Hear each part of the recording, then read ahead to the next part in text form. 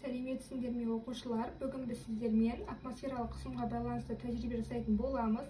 Ол үшін бізге ыдыс, су, шам, әртүрлі көлемдегі тыйымдар, стакан және шам қажет болады. Тәжірибемізді бастамас бұрын атмосфералық қысымның не екенін біліп алайық. Атмосфералық қысым дегеніміз атмосфералық қысымның жер бетіне және ондағы заттарға түсіретін қысымы. Ал ендеше тәжірибемізді бастайық. Ең алдымен тиындарды алып, ыдысымыздың ішіне саламыз.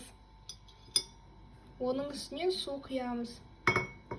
Біз тиындарды алатын болсақ, біздің қолымыз су болып қалады. Қолымыз су болмайтындай алу үшін не істеуіміз керек? Ол үшін біз шамды алып оттықпен жағайық.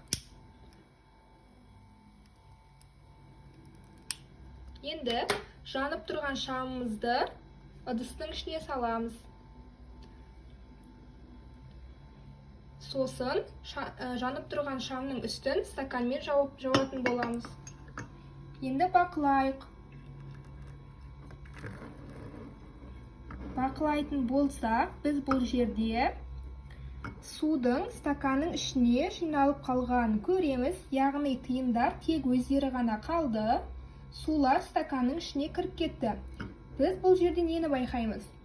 Біз шамның үстін стаканмен жапқан кезде оның ішіндегі қысым төмендеді, ал стаканның сыртындағы атмосфералық қысым суды стаканның ішіне итеріп жіберді. Көрейік, міне стаканның ішіндегі суымыз. Бұл құбылыс бізде атмосфералық қысымның әсерінен болып тұр.